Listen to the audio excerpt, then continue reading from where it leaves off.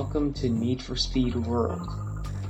By the way, this video is gonna be a little bit different compared to my last two videos, since those videos were about single player games that also have very limited maps. However, this video is going to be a little different because today I'm going to be talking about a multiplayer game that doesn't even have a story or plot to go with it. And it's open world.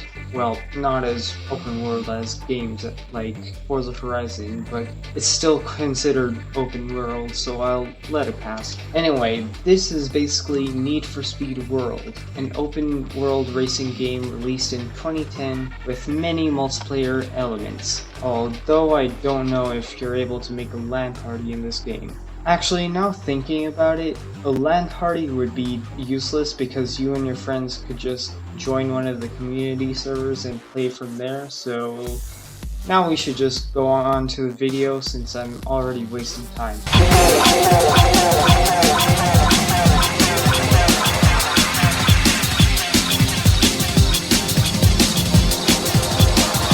Obviously, racing needs no introduction, as most games that have cars also include racing in them, and Need for Speed is no different, so there's nothing I can really tell you other than two things. One, for some reason the nitro system that is present in previous Need for Speed games such as Most Wanted and Underground is gone in World, which means that nitrous is a power-up and cannot be upgraded in the safe house. 2. This is mostly a little tip that can apply to many racing games, but the brake is faster than the handbrake, which is the only tip I have for this type of event. Now with all that being said, this is kind of boring, so why don't we add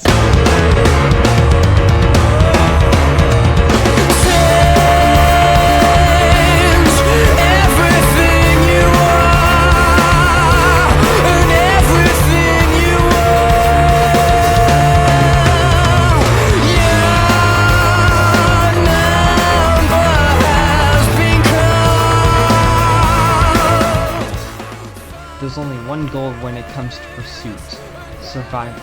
By the way, shout out to Rog from Most Wanted for some of these pursuit tips. They really helped in, doing pursuit and stuff. Anyway, the cops aren't just hard, they're also kinda insane, especially after you hit heat level 3.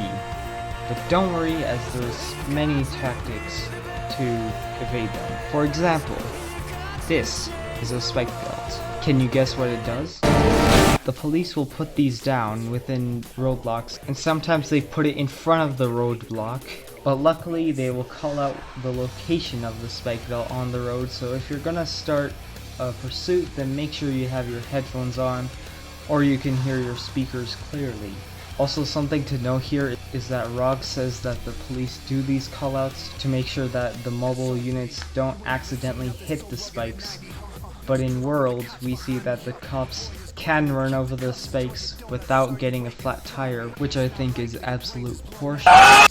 But whatever, maybe they have bulletproof tires or something. But what if there's no spike belt and the roadblock covers the entire road? Well, there's a simple solution for that, which is aiming your car at the back of any police sedan in the roadblock and just plowing through it. Notice how I said specifically sedan here instead of car. This is because it most likely won't work on other police vehicles such as an SUV due to how heavy they are. Speaking of which, this is a Rhino. These guys will try to hit you head on in order to halt your momentum. However, it's really easy to avoid what I've previously said, and all you have to do is break their ankles, or should I say, break their rims. Yeah, that was a terrible joke. Let's move on.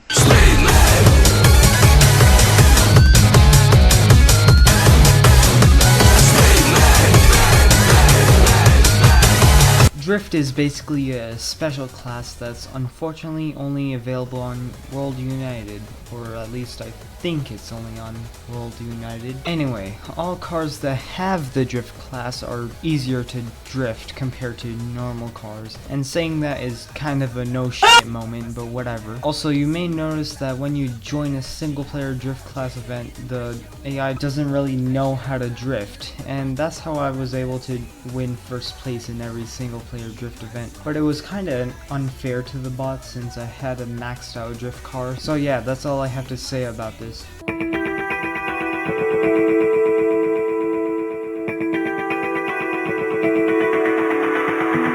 This is freeroam, the place where I spend most of my playtime exploring the map, which is just the maps of Carbon and Most Wanted combined, but it makes sense since Carbon takes place after the events of Most Wanted, so that's neat.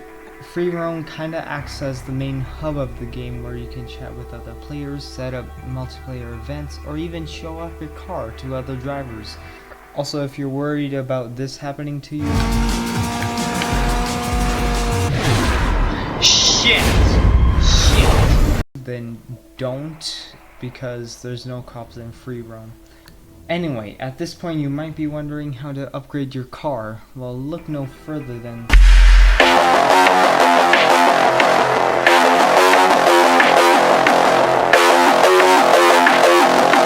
there are two types of customization in the world. There's performance and then there's visual. Performance is for changing or tweaking your car's speed, acceleration, or handling. And visual is for changing the appearance of your car. I won't be going into the visual part of customization as I mostly use performance, and therefore I'm more familiar with performance than visual. There are 6 parts that can be upgraded in any car: engine, forced induction, transmission, suspension, brakes, and tires.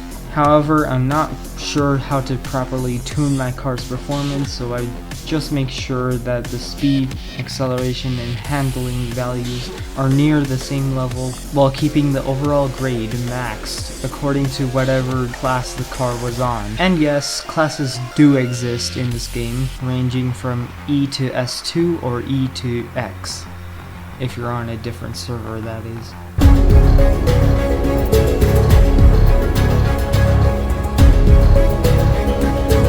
Alright, now we're at the final stretch of our journey. This is usually where I show the ending of the game. However, as said in the intro, this video is kinda experimental because this game has no ending. But I don't want to leave you all with no ending, so you know what? I'll make an ending.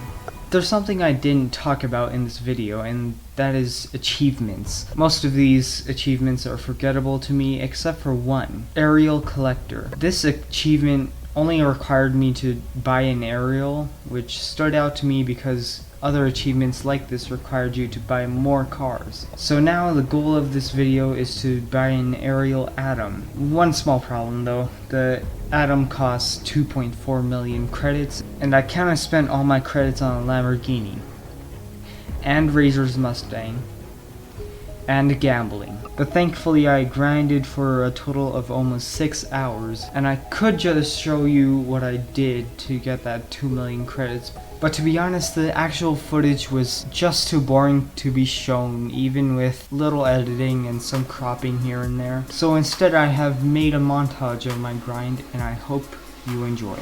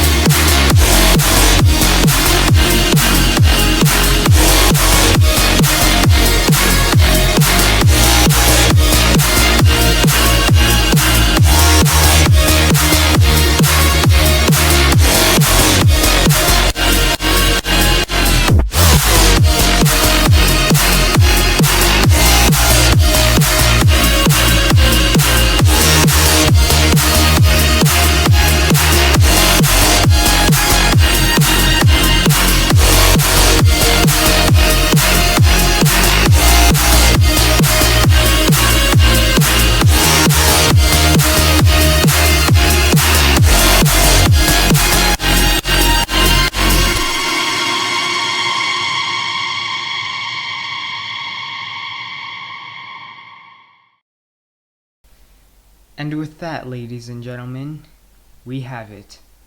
The Aerial Atom. Thank you for watching, and I'll see you never actually, as this is the last video I'm uploading to YouTube. Let me tell you, it's been an amazing 4 years on this platform, but there's more to life than just YouTube, and I really need to focus on my hobbies. Thank you for watching, and goodbye.